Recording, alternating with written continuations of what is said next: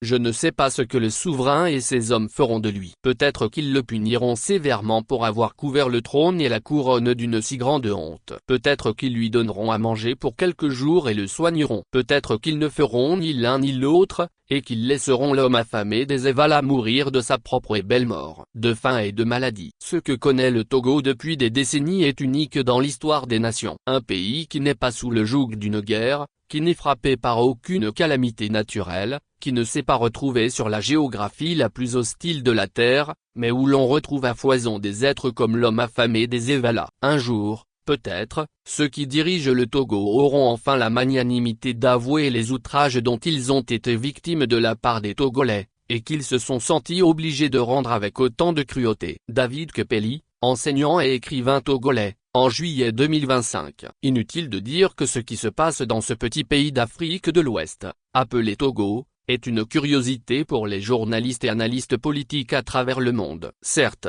la famille Gnassingbé n'a pas inventé le mot dictature, ni moins encore sa pratique. Mais le régime de dictature togolais, de père en fils, comparativement aux autres pouvoirs dictatoriaux en Afrique et dans le monde, a ceci de particulier qu'il aime le crime, la perfidie, la méchanceté, le jusqu'au-boutisme dans le mal, et surtout la haine, le mépris, la négation du citoyen pour lequel il devrait être là. Des régimes étrangers qu'on qualifierait de dictature développent au moins leur pays, en pensant par exemple à l'avenir de la jeunesse. Mais au Togo, le président de fait qui se fait appeler depuis mai 2025 président du Conseil, n'est là que pour la jouissance maladive du pouvoir. Et notre compatriote, enseignant et écrivain David Kepeli dont nous avons cité la déclaration, ne se trompe pas en comparant le Togo à un royaume, utilisant les mots souverain et trône. Oui, ce qui se passe dans ce petit rectangle de malheur n'a rien à voir avec une république, Fort Gnassingbé, qui se comporte en véritable prince héritier,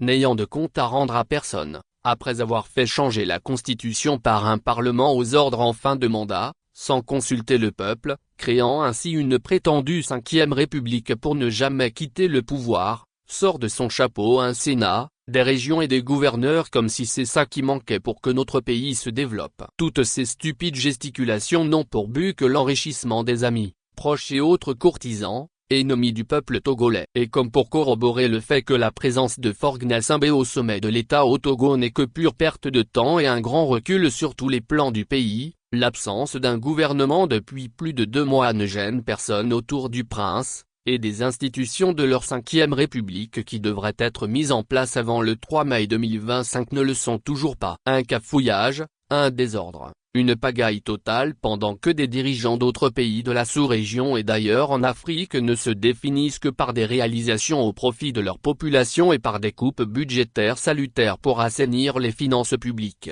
Indigné et révolté comme tout Togolais lucide par la situation catastrophique sur tous les plans de notre pays, alors que Fort Gnassingbé se dit premier responsable au sommet, entouré d'une ribambelle de grands universitaires, Bibi Pacome Mugu écrit ces lignes dans Liberté N°4023 du vendredi 18 juillet 2025. Nous ignorons ce que tous ces philosophes et tous ces universitaires que vous avez comme ministre ou conseiller vous disent, monsieur Fort Gnassingbé. En écrivant ces lignes sur Isaac Chiakpé, nous pensons aussi au ministre togolais des Affaires étrangères le prof.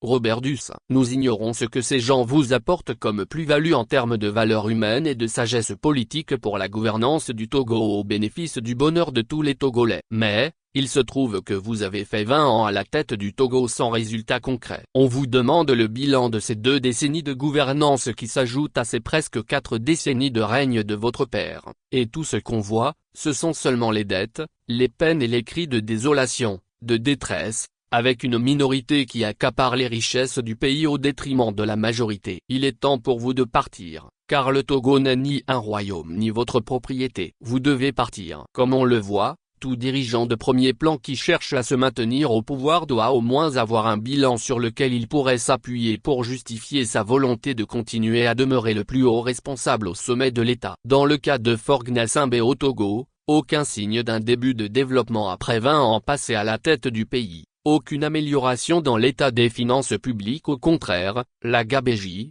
la corruption et les massifs détournements de l'argent public, qui avaient déjà cours, mais plus ou moins maîtrisés, pendant les 38 ans du père, sont devenus le sport favori de Faure Gnassingbé et de son entourage en toute impunité. Aujourd'hui, nous pouvons affirmer sans nous tromper que le programme de gouvernement et la philosophie politique de Faure Gnassingbé pour le Togo consiste en une répression féroce de toute voix dissidente pour qu'il puisse continuer à jouir du pouvoir, sans jamais s'adresser à son peuple, et surtout sans retombée positive visible d'un quelconque travail de sa part.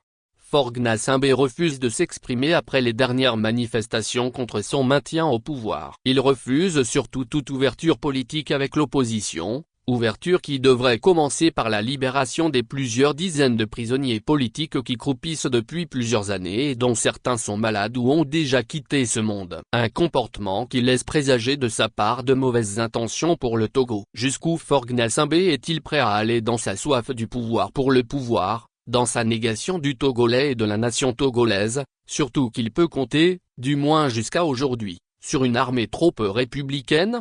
Samari Tchadjobo, Allemagne. Mot-clé, 5e République Faure Gnassingbé. Article précédent.